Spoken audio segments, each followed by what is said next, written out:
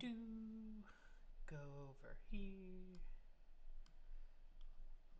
I need some kind of light box thing. All right.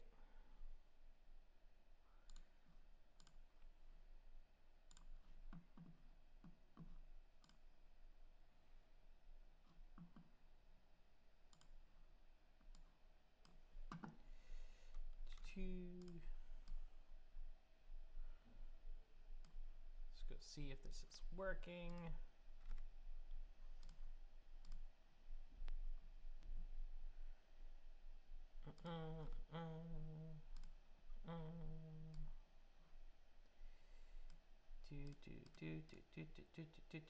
Do.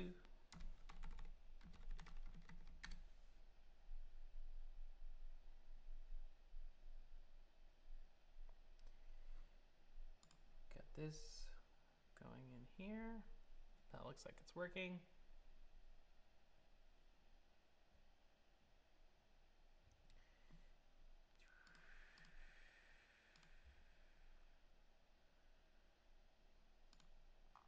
Goes over here, goes over here, goes over here. Hello, hello. We're gonna give a second for people to filter in.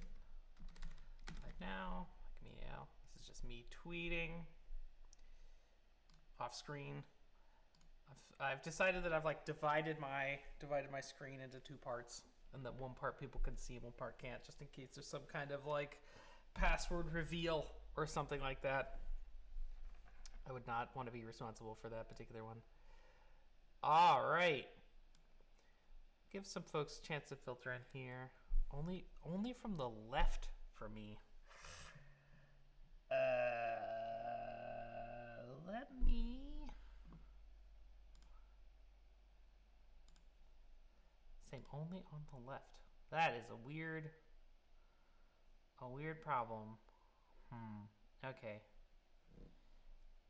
That is so lucky. You know what it is? I'm sure it's like some weird setting. Like I've set the audio to something weird. 1 second. We will do machine learning at this present time. I'm going to be tweaking the output.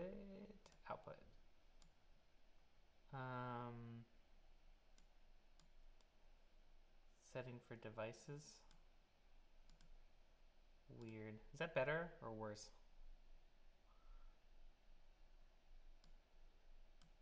All right. For those who are joining, I am trying to work on the issue of like why there's only sound going out of one mic, but we might have to deal with it for this hour so we can get to stuff, and then I will offline attempt to be an AV specialist, of which I am not. Same. Okay. Let me... Oh, input. Oh, and that was my doorbell, which is not going to help things.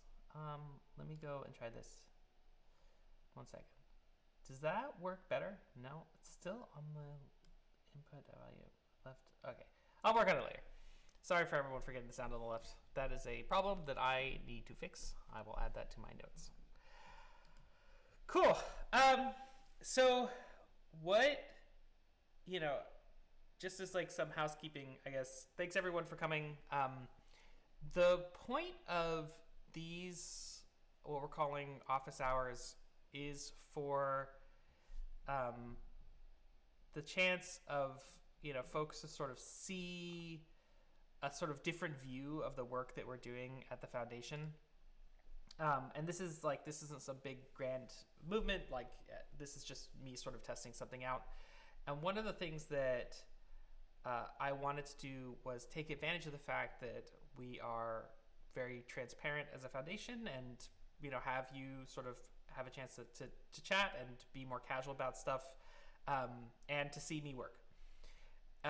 The goal is to hopefully get to a place where, one, audio is coming out of both headphones instead of one, and two, that we start having chances to discuss more casually things, and then also say have music playing in the background and live coding happening and that kind of stuff. It's just a place to hang out for an hour and see some work.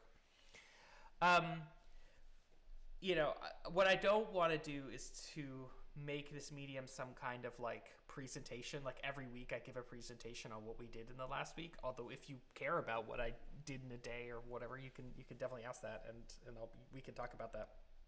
But I wanted to just, like have a place to just chill for 1 hour a week and hang out with people and work on some stuff and have a chance to do that. The thing that, one more thing, this should be recorded, and I'm going to show you the back end of my settings is the sound only panned out for me? Maybe, I don't know. I'm going to show these settings over here. The past broadcasts, we are going to store them. I forgot to click that last time, and thus we haven't stored them. So hopefully they'll be starting to be stored from now on. And I know the Twitch only stores stuff for 14 days unless you're like, whatever, some fancy streamer. I'm gonna move them over to like just upload them on YouTube as a video. So I'll just download them from your upload on YouTube, so there'll be a place to go. I actually think in the future I can use this piece of software, Streamlabs OBS, to actually broadcast to both at the same time, so like you could pick and choose where you wanted to come hang out. But for now, as sort of an MVP of trying this out, we're just going to do it with one particular place, and then I'll upload it over. When it comes to, how we do things at the foundation, a big part of it that I'm getting more and more into is the notion of accessibility. So just because something is open source does not really make it accessible, right? Like you could have some very, very gnarly piece of code that isn't documented, or some very difficult and tricky system that is just like not really accessible to stuff, or accessible to people, despite the fact that like technically it's all there. And one of the things that I have wanted to work on more is giving transparency to the public and to Wikipedia's communities that we serve about the models that we create, the models that we host, the models that we put out and that affect their community and are used by their community.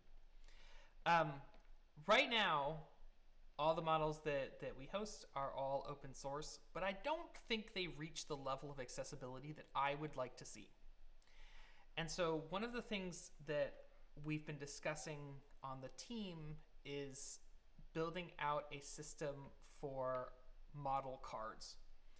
The notion of model cards, I honestly, I think Google thought about it first. I don't know who first came up with the concept of model cards, but basically the first, the idea of a model card is to have a single page per model that talks about the details of a model that is public, and people can go to and see all the details of the model, see discussions around the model, see the latest metrics of the model, and that kind of stuff.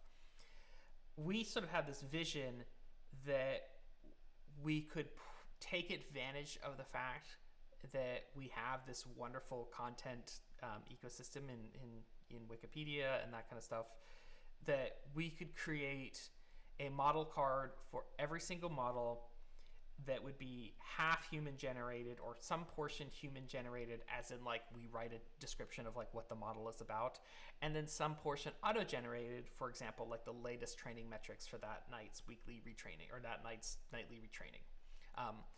And that would mean that there would be a public record of every single model, a record of us making changes to the model, a way for someone to say easily and with high accessibility find the training data used in the model, find the actual code used to train the model, and be able to connect from there. And it is very important to us because we serve, just to take one step back, like I work for the Wikimedia Foundation. We support all the communities who use and make and create and publish Wikipedia. So we are sort of the back end staff that keeps things running, and we build tools that help them out. But we don't own it. And that means that, say, when we create a model that is supposed to help a community, say something around, like recommending like possible edits or looking at the, trying to predict the quality of an article to help their human editors in that community sort of identify where their focus should be, it's important to us that we're the community that we're serving with that is actually really broad, right? It might be people who edit Wikipedia all the time, every single day. They've gone to 10 conferences about it. They are really, really up to date on everything that's happening. Or they might be someone who just kind of pops in and out, or someone who might have some random question, like, so they've never really thought about it for years, and then randomly they kind of had this thought, and like, where do they plug in? Tahoe, or Tanho. I need to fix that. I don't really understand why. It happened last time too. I switched over to OBS thinking that I could magically fix it, but it doesn't seem true. Let me try one thing, which I wonder if it'll work. Let me know if this sounds better. Does this sound better to everyone? This is taking it out of my camera's mic instead of. Okay, cool. Then we'll just focus on this. Fix it. Sweet. Oh yeah, now there's 2 bars instead of 1. Sorry, I'm not a streamer. I'm still learning literally everything that's happening on this really crazy screen that I'm looking at right now. So for us, because we want to make it for someone who, someone who can come in and look at the models that are affecting their community and feel like they have a sense of control around it is a really, really big deal. Because for us, we feel like we are responsible as a team for the impact of those models. So if those models create harm, like that's on us. Like that is our thing to fix. That is our thing to work on. That is our thing to alleviate. But it is the communities who have the right to govern and control the models that impact them. So if a community says like, hey, I don't want your article quality model, or I think that model's bad, they need to be able to tell us that in a way that's accessible to them. And a big part of that is for them to understand what models are out there, right? That is like sort of the first basic step is to what models are out there. And so we had this idea of model cards. You can see right here, so I've sort of split my screen into 2, and I'll write some notes over on the right, and you can sort of see my window over the left. Right now, we haven't done any work on model cards. It's literally just a Phabricator ticket. What I'm looking for here is basically like you could imagine a MediaWiki page. So basically MediaWiki, MediaWiki.org is the wiki that we're using for our team. So this is my team's homepage on MediaWiki. Really, most of the stuff that is on MediaWiki is around the like MediaWiki software, which is the open source library that runs Wikipedia and that kind of stuff. We have our team page here. You can see where you can connect with us. So like this is our main chat is on IRC, so you can come in and join our public chat. You can come to our talk page where I post basically any kind of updates and stuff like that I post in here. And then also you can see our Phabricator board. One of the tickets in our Phabricator board is a model card. And so this is our inventory of all the models that we put in production, and you can sort of see some that are like under development and that kind of stuff. But these are the ones that we have in production right now. You can see the sort of model. This is me trying to like figure out what the technologies we needed to like put these models out there. So all these ones are live, and I would love a MediaWiki page for every single one of these models. That means that someone could come in and say, what is say the ENWiki, so that's English Wikipedia, like what exactly is the English Wikipedia draft quality model? Like what is its purpose? Where's its training data? How do I run it locally? Is there a thing I can do to fix it? Because I want to get to the point where you could actually very, very easily say, download a Jupyter notebook and a data set, and that's what we use to train that model.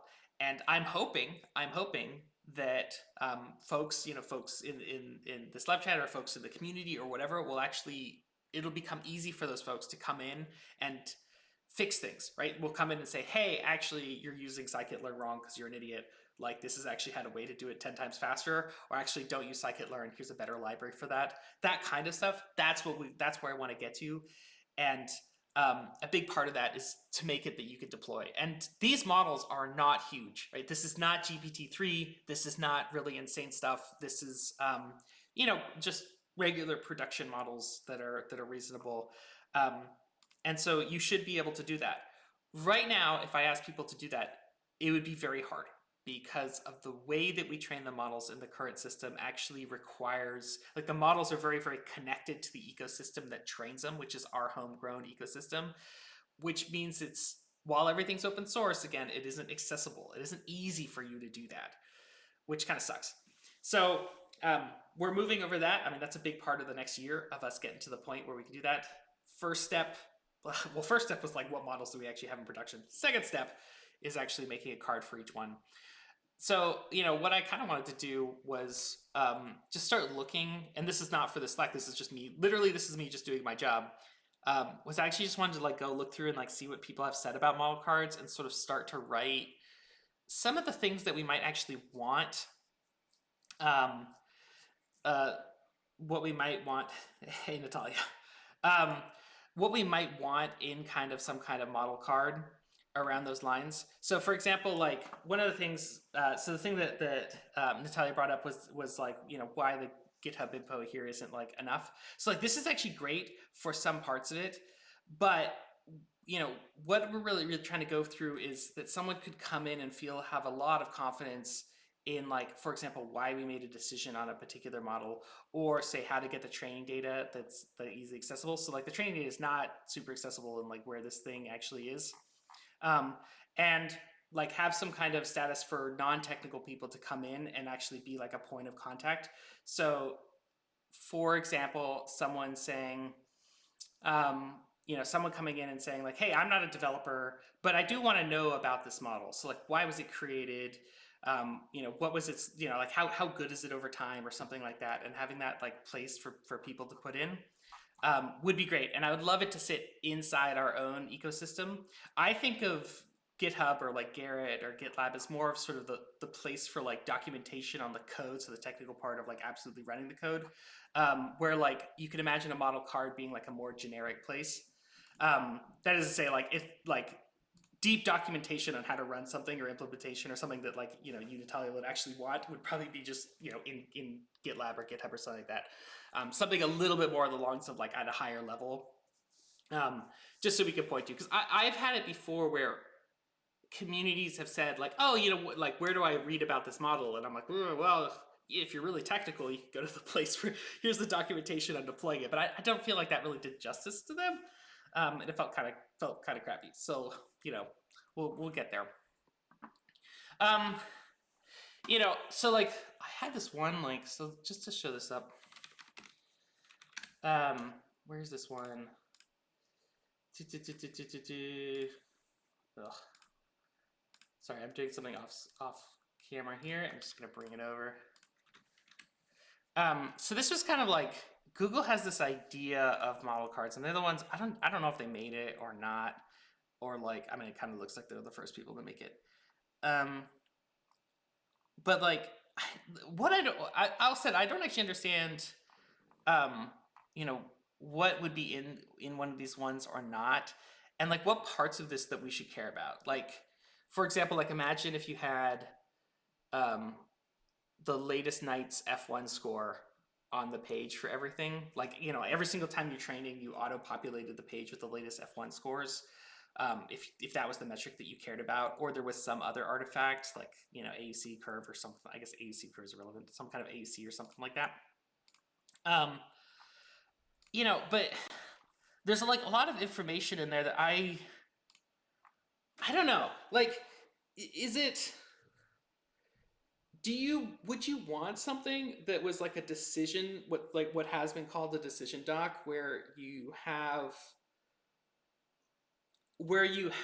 say like why we did something, like say we did some major change to a model. Would you want it there? I would have thought that would be more like the git commit changes, but then that kind of violates my rule of like dumping all the technical stuff in git commit. I don't know. I mean, we've thought about some things about like the latest time it was retraining, a latest time of like, a latest time of like when the data's been updated, like where you can get the data, where we can go for like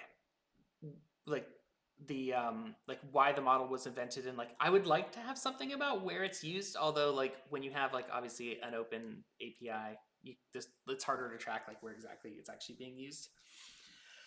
um yeah, so like we have this, and again though, like to me this always felt like super along the lines of like implementation documentation, where I was looking for more like governance documentation. Like we have a lot of models. Like how does the community feel like they can have a control over the ones that we've done? Um, but again, though, like there is a lot of stuff out there, particularly about like the models that have been around for like longer, like the ORS models. What I wonder about is like, well, one, I wonder about like how the heck do you like I'm like pretty sure you can have a script edit MediaWiki pages, like and like literally like the policy on MediaWiki.org that I could have like some kind of script that would populate the page. I'm like 90% sure that's true. I would need to check that's like 100% true. And then when it comes to training data, which was the conversation that I was having internally yesterday, like we don't really have a super great procedure for getting training data, like connecting training data to the models and getting it out to folks in like a really public way. Like there's just lots and lots of little ways to get training data out there. I don't know, like, you know, you could imagine like a public facing feature store, but like that sounds like a huge product to build. Um, but how do you make it that someone could pretty easily take a model off the shelf, look at the code for the model, and feel like pretty good that they would understand, like, okay, this is what you've done with it, and then having the training data, and then they muck around with it. And how would you, as a community member, which is like really the big focus for what I care about, take a look at the model that we take a look at a page and say like, oh, I understand what this model is doing. I understand their motivation. I feel like I have a good handle on it. Some of the things like obviously you'd want a model title, model description, model created date. I think the model card frame is originally from this paper. Is it?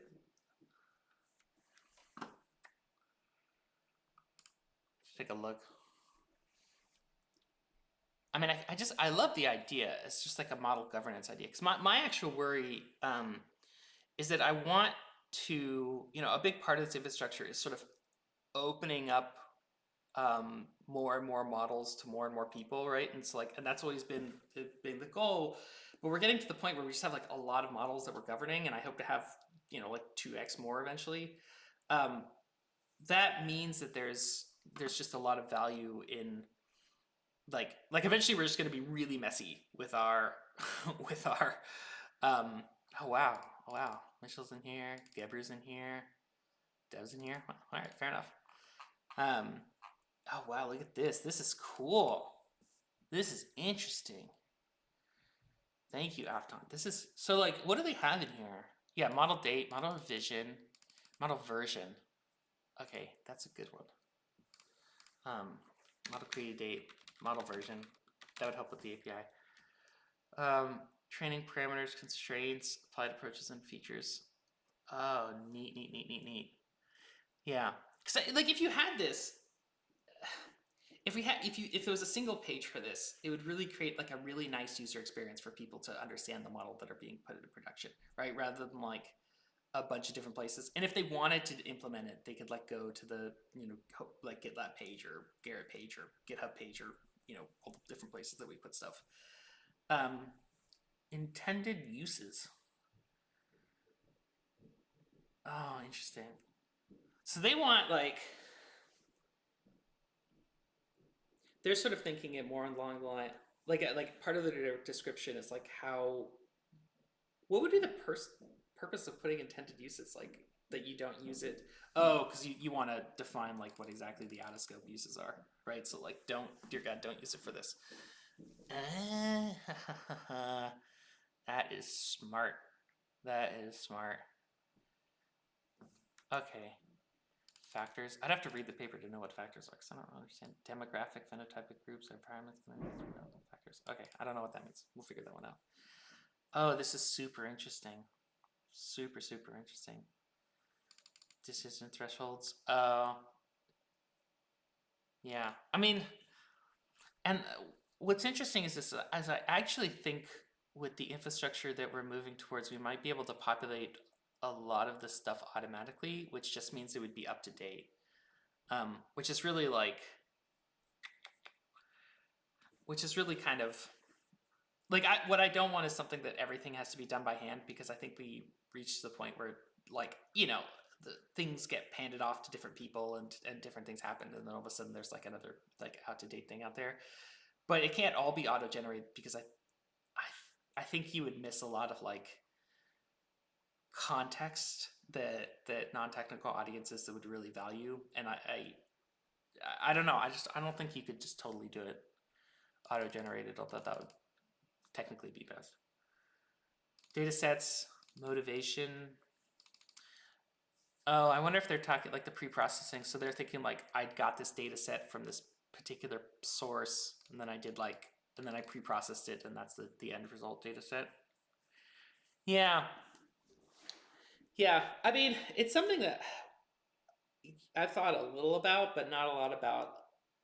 Say, say you, as a community member, or say something like, or somebody on our team created a model that used, like a pre-trained, like use something like ImageNet, like something pre-trained on ImageNet or something like that, and then you build something on top of that, which is pretty common.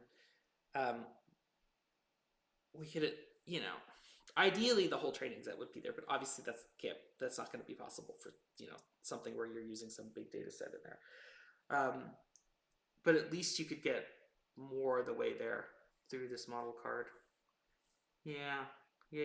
Oh, this is interesting. Intersectional results, ethical considerations.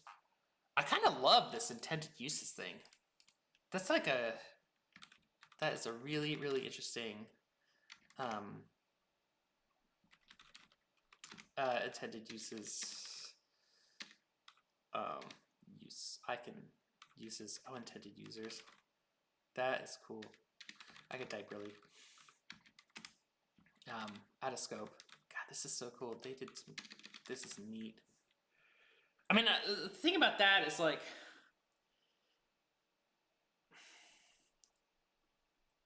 because like all of our APIs that we host right now, and in the future, except for like one or two for like privacy reasons, is like open to the public. That like it might be particularly valuable that folks have the ability to know like where the bounds of how this should be used or not. Yeah, Matrix. Like maybe it is like, maybe it's like, here's not like, don't go here, right? Like there's some kind of like guardrail for not going too far. And I think that's something that I think that's something that might be really interesting, where like, say we've trained something on say we've trained something on English Wikipedia, like it might be really valuable to say like, hey, don't use this on, like there's a specific reason, say we train this on like a particular section of English Wikipedia, like don't use this for some very different section, or don't use this somewhere else, or don't use this for another language, or like general usage or something like that is only for this one. That's kind of interesting. Let me just star that one for my own notes. I do think that's a really, really, really good point. I would love some like historic metrics in there. I think or some, I don't know how you do this. Like, how do you easily display to the user the idea that every single, like periodically the model has been updated over time? Like, obviously like version numbers are the way you define that particular moment in the model's lifetime. But like, how do you display to an end user like what's the best way to display to the end user the idea that a model is changing, and like what are the relevant parts of the change? So like maybe like a change in the scoring metric over time, right? F1, like say you're just using F1 and it's like you could sort of see the score for every single retraining. Yeah, like a timeline or something, like some kind of. Can you do timelines in MediaWiki? I do not know. I'm not an expert in. I mean, but yeah, like something like that, right? Like something where like you could just scroll down or scroll to the side, and that is a really yeah, like a model timeline. Let me put that in there. That's really a good point. Um, Historic metric. I mean, it almost seems like you want a model timeline, and under that, right? There's like metrics over time or something like that, where you have like the date and the version and the metrics or something like that. Um, yeah, right. Yeah, um, current value delta. Right, like there's some kind of twist because you know one of the things that um, I've been trying to get a handle on for the models we have currently is that notion of model drift.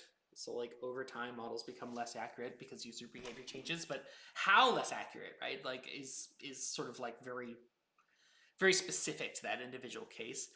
Um, and it would be I think it would be valuable to be able to like see that in a chart. Obviously we can't go for like historic data that we don't know the past, but like yeah, like a model timeline. I I do. I keep on coming back to this idea of like decision doc of like decision doc in the sense of like you have some if you make a major change, which is what Tantala is talking about, like you have some kind of justification or like you have some explanation of that change, even if it's like pretty short. There was some kind of reasoning, like we turned left, like you could see in the doc that like you could see in all the metrics and everything that we made a change of a different hyperparameter or something like that, or I don't know, different model type, right? Because that could totally be true. Like you could swap out the like different training algorithm. So like all of a sudden you moved a tree based version and you added I don't know an SVM. No one would actually do that, but whatever. Like there's hypothetically that's true. Like why you did that kind of stuff, and so so like you could do metrics, like explanation of design decisions, of changes, major changes. Um, that's a really interesting idea. I actually really like the idea of a timeline. I think that's an interesting because then you could like you could think about an individual. I don't know. I actually don't know the words for this. Like if you trained a model every single night, and so every single day there was a new model. What's the term for like all the versions of that model? like the meta model. That's a terrible phrase. We're not gonna definitely not gonna be coining that one. But like you could see like the this model card would be for that God, like for that model, like all the versions of the model. And through looking at all the versions in that timeline, you could have some kind of understanding of it. Yeah. Okay. Cool. Person or organization developing the model, model date, model version. Wow, I have not seen this paper before. This is super cool. Super cool. How should the model be cited? Licensing information. You know, uh, estimated model, cool idea, will help us at least not accidentally get back to things we've tried before. Yeah, right. Yeah. Um, the licensing one is interesting. Um,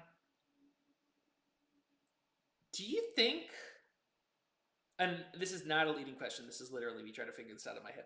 Do you think, like, if there was licensing, like every single thing has licensing attached to it, um, and if someone used, say someone submitted a model to Wikimedia to host, or we ended up like building a model, and we used, let's make the most extreme case, we used a piece of copyrighted material that we like scraped from and that kind of stuff. And I know Mozilla's done some work that like you can actually use that to create and train a model. That's fine. Um, but like, do we care about the licensing? Like, or does the model card? Obviously, we care about the licensing. Does the model card? Should the model card reflect the licensing of the training data, or does that like scope creep way out too far? Right? Like, do you provide like a link to it, or do you actually sit down and say like, hey, actually, we care about like here's the 4 data sets that were used to train this thing. Here's the licensing information in there. Maybe, I don't know. Training data. Yeah. I'm gonna put a note here because I don't really understand like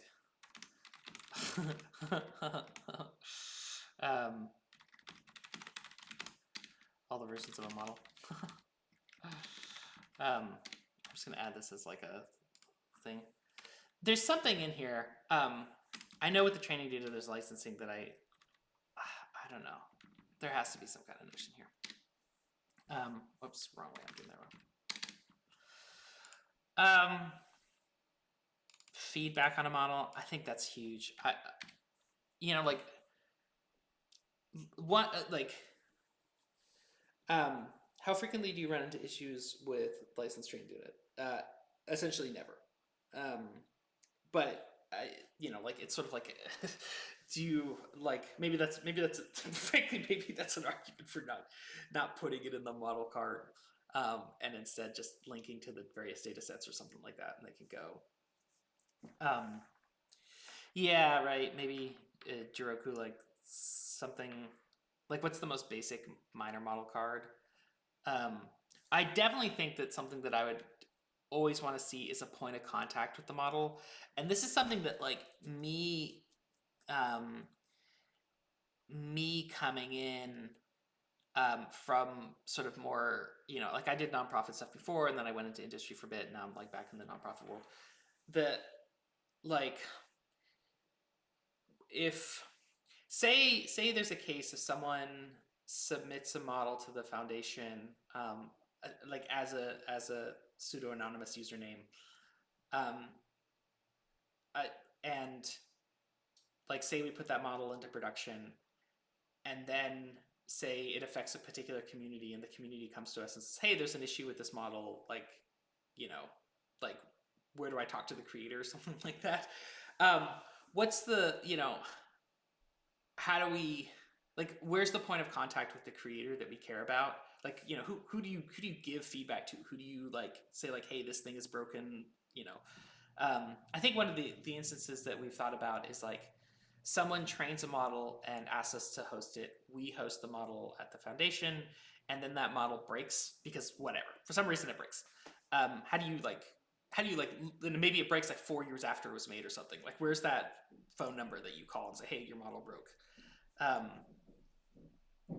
So maybe definitely like contact information or something. I don't want to like have some, I don't know, it feels weird to have some requirement of like someone's actual identity or something like that attached to the model, but like, let me put a star by that one. I don't know exactly how that, because there has to be, the community can always contact us, but like, if it's not our model, like who do we contact? Doesn't using a model database help? Yeah, it helps on the technical side, and that's what we're working towards as part of our our changes to the infrastructure. This is more about the user experience for the public. About like, how do you turn what's essentially like, it's a not publicly accessible database of all the models to a very publicly accessible like inventory of everything that's in that not publicly accessible database. Do you have ideas which sort of ML expertise your target audience has? Which purpose? Yeah. No, and I'm really hesitant to require some kind of like, maybe this is why it's so difficult. Like, I'm hesitant to sort of require some kind of like level of technicality to understand what we're doing, because to me that doesn't feel like community governance. Like, what if the community doesn't have a bunch of people who understands, who are machine learning people, right? Like, that would disadvantage folks in smaller communities who are just, because there's less people, would less likely to have people with those skills. But they should have the right to govern their model, right? They should have the right to understand how the model affects them. They should have the ability to play with that model and tinker with it in a real way. And they should have the ability to like, like feel like they understand what's happening with it and voice some kind of like, basically contest the results or say something. Um, Let me go through some of these questions. I think knowing the training data for a model in production should be available, especially sure it's not biasing any particular feature. Yeah, I agree. I mean, I think I definitely agree. And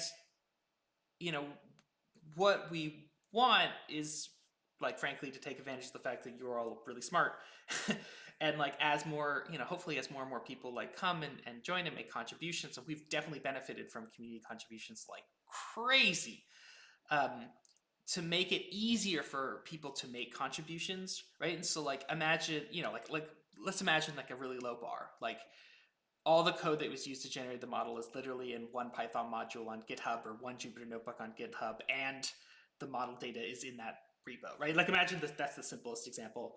That would reduce the bar for people to participate and people to check us, right? Like we are okay with huge amounts of humility with the models that we create, and you should be able to come in and see if we're doing it right. Like you should be able to come in and experiment with the model, but also like make sure we're not totally screwing it up. That's transparency, right? Like that's really the what we should be ending up at. And if you don't have the training data, right, like how do you do that? Because you could look at, I mean, the code, like as everyone here knows, like the code isn't the model, right? Like that's not the impact, like the behavior, that's the model. The actual just like code that was used to generate it, not without any kind of data, is like clearly not the model. Are you doing only one type of model, or would these have different fields? We would need to have different fields, because right now, while we do mostly the ones that have been built over the years have been tree based, we do want to go into, and we are building the infrastructure to do more stuff of like computer vision and that kind of stuff. So we require, so then like, and that was my thing with the, like, I was using the F1 score as an example, but there's no reason why that would be the metric that all models would use, right? Like they would, whatever, you would hopefully use whatever metric that you would define in the infrastructure would then be put in the page, which is like an added wrinkle that we'd have to cross. Natalia, since we're talking about accessibility of the models to the general ML community, will migration to Kubernetes present an obstacle to that too? No, I think it actually should be way better, because, and I'm gonna be like, I can't believe I'm gonna say this because I'm always like ragging on Docker, but I actually think that Docker is gonna be a huge advantage of this, because it would allow folks to, any kind of model that we put in production, like you can have that Docker sandbox that you could just download and work off of and work on, and then upload the model again. So like ideally, the fact that things can be Dockerized would make it easier for folks, because they could just work on the inside of that, like a Docker image, or like, I mean, you could de-Dockerize it and you could just work on it locally, and then that kind of stuff. But ideally, it should be easier. I think actually one of the things that's difficult about the infrastructure now is that in order to really work on the models, you kind of need to run, and Natalia, this, like you need to run rev scoring and that kind of stuff to actually like work on it, and that's actually pretty difficult for. That's like a pretty high bar for folks to set up and do if they want to just like tinker with stuff, and so if instead you'd imagine that each model was actually like a Docker image or something like that, and you could go down and see it, hopefully that would make it easier. If not, we'd have to change what we're doing, because definitely the goal here is not to use the newest, wowest technology. The goal is to actually make it easier for people to put models out there, and easier to sort of see what we're doing. Training data. One thing I was thinking about is the reproducibility score. How easy it's to reproduce a model performance, a Docker container that goes in that direction. You're gonna have to explain to me the reproducibility score. I don't know what that means. Like, you mean like how easy it is to reproduce the model? Interesting. Huh. Would that be like, and maybe you're talking about something else, but if you're talking about some kind of like difficulty level for participation in a model, so say like some, I don't know, computer vision neural network thing is actually really difficult to participate in. Like that's just like it requires like a lot of, I don't know, you need a lot of GPU or something like that. How you can reduce a model. Yeah, I mean that's interesting. You wonder if we could do something like each model has like, I mean, the only way I can think about this is like, you know how some open source projects have tags, like a new, like they tag each task by like the level of difficulty or something. You could have something similar where each model has like, how difficult is it to get involved in this? Is the training data available? Do you require a GPU? Which, you know, definitely for some folks is like actually genuinely difficult, right? Like we shouldn't gloss over that. Like the amount of compute power would require to train the thing. That's a really interesting idea. Let me write this down in notes.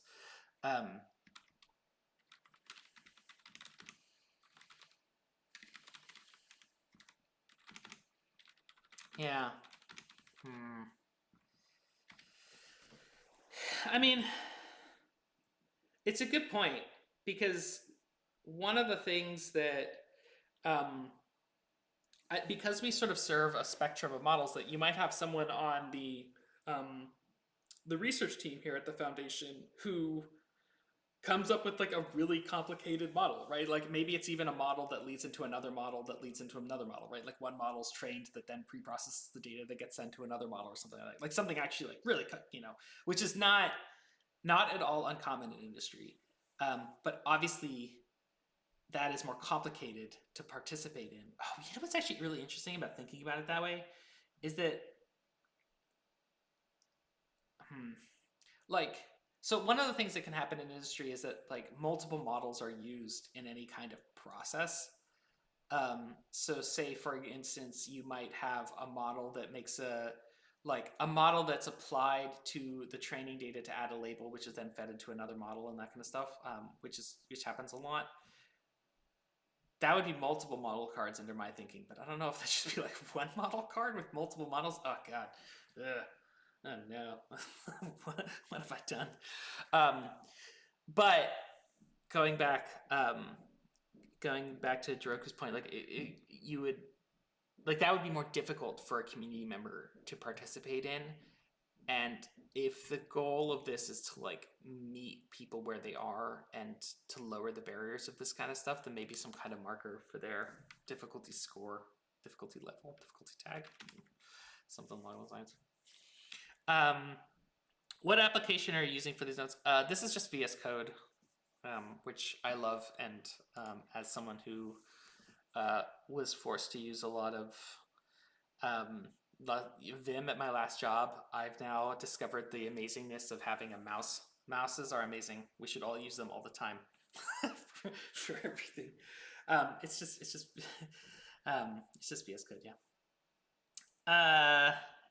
It may have been brought up already, but including a primer on interpreting the model results. Oh, that's interesting. Yes. That is an interesting idea. That is a very interesting idea. Like interpretability guide. Obviously, maybe not all this would fit into the MVP version of it, but like something, yeah, because like if you like you could hit one of our model endpoints and receive a prediction, and then of course the question is like, what the heck does this score mean? And then you would want something that's a little bit more, and we could reuse that for various models if they're used for the same thing. So like for example, if we're using like a model that predicts article quality, which is something that we do, you could use that same text, but there would be some kind of text that you could use to generate this. Yeah, actually I do like that a lot. Okay, I mean, this is definitely giving me some ideas. I think it's feasible. I mean, it definitely seems feasible. This is super interesting. I think the interpretivity guides. I love the timeline idea. Like, there should just be a section on the MediaWiki page, just like a model timeline of like everything that's happening to it. Yeah, and then of course you could have the situation that if you stopped a model, like you decided to turn it off for whatever reason, like you could mark that in the timeline, and so you know you could see the history right up until the model's sort of like end of life.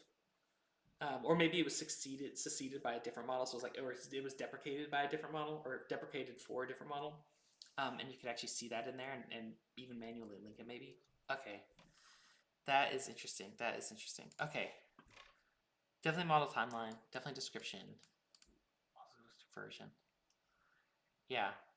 And then with the model version, you know, one of the things that the people who at the foundation who are working on the API gateway, which is our sort of like gateway that we're working with them on to like be a single place where you can use all the APIs that the foundation puts out, was like they were like, what versioning system do you want to use for for your APIs? And I was like, I don't know, I don't have an idea, but I don't know what to do with that yet. Let me go back, but okay, yeah.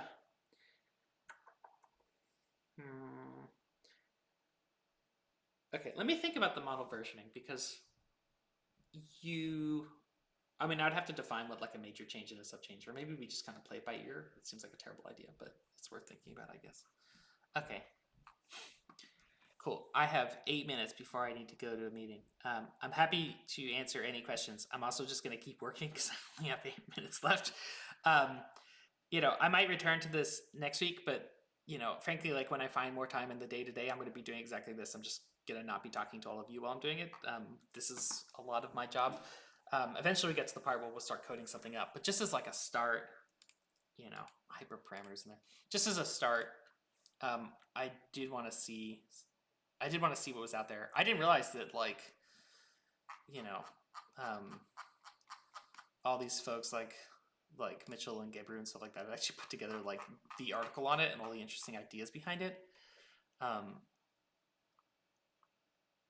Oh yeah, this is cool. Academia is awesome. This is all interesting stuff. Oh my gosh.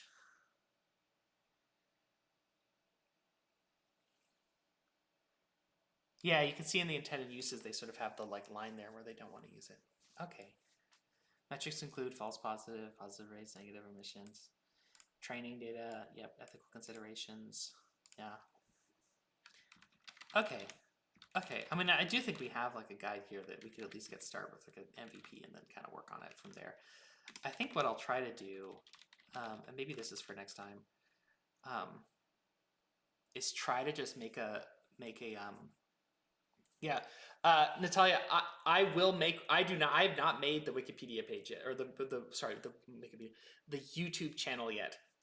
Honestly, it'll probably, I wanted to see if there was like a particular place, because there is no, so I talked to the like PR people and they were like, well, I guess the press people or the media people, and they were like, or comms. I talked to comms and they were like, well, there's no real like Twitch things to just make your own Twitch channel. I didn't know if that was true for YouTube, because the foundation does like a lot of stuff on YouTube.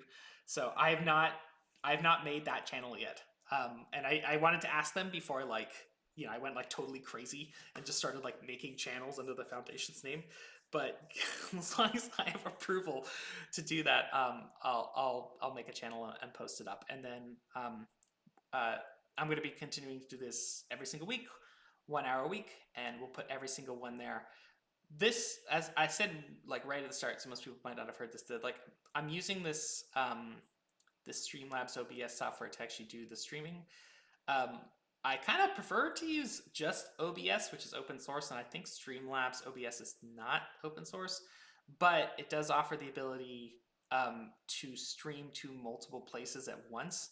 And so like that would mean that I could actually stream both to YouTube and to Twitch, and they had some other places in there, but I don't really know what those places are, at the same time. So then like folks could kind of choose like where they wanted to interact, and then I could just have like both chats open or something like that. And I think as long as I read the comments before I answered them, which is a habit that I am not in yet, but I should make sure that I'm in, that would mean that you could just watch the video and understand what was happening and like what I was talking about. Cool. All right, we are right at the end. Hopefully, you know, folks find this useful. This is definitely an experiment, and if everyone was like, man, this is terrible, Chris, like, why are you wasting your time on this idea? That's totally valid, and maybe we should not do it. But I did want to sort of try to um, create a place where there was sort of not so much of me just talking at people, although I spent a lot of time in this one talking, but me working through stuff, and you can sort of see us work and see us kind of struggle through stuff. Because I think a big part of where we see ourselves as the team is like defense through humility, right? Like we are not trying to sell snake oil for what AI can do. We are not pitching to investors of how we're going to do things. We are trying our damnedest to be very transparent about what we work on. And I part of that is that you see me work on stuff, right? Like you see me work on stuff. Hopefully, eventually we'll have other members of the team or members of the community in here, and like we'll work on stuff together, and people can chat and watch, and we'll just do that for 1 hour a week.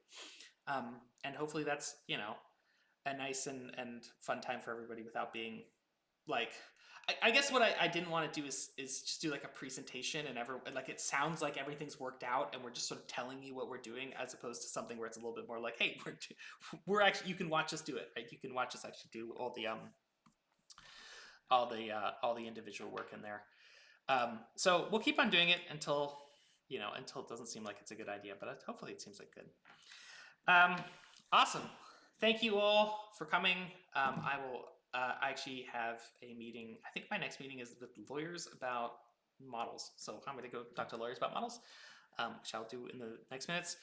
I think what I'm going to do is try to do this at the same time every single week. We did the same time the last 2 weeks, and I did the same time this week. I'm going to try to keep that slot. I might need to tweak a few of my meetings because I realize now that I kind of need like 10 minutes before to like set up my audio and everything. So, I think I'm going to keep this time slot. I was trying to like find one that was like someone in Europe could sort of hang around and watch during dinner, and then someone in the West Coast or something like that could sort of watch over like at work, and then somewhere in sort of New Zealand could watch over in the morning or something like that. So hopefully like there's like some medium on timing, and I don't want to go too crazy on that. Anyway, all right, all.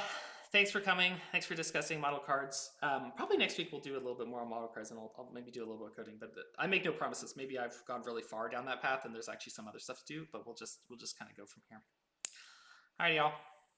Thanks.